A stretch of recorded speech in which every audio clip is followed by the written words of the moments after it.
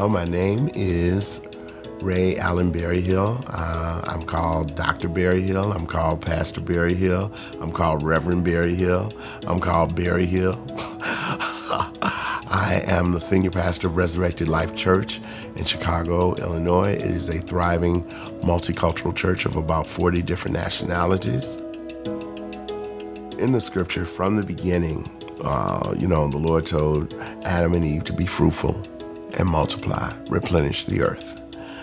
So to look at this clean energy thing, to know that we're doing our part as good stewards is a great feeling.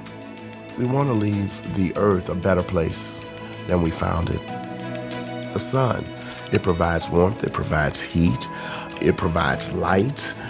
And so when I think of solar energy, when I think of what the sun is able to do and that we're not using as much electricity because the sun is coming down on us, and I think that's the way it should be.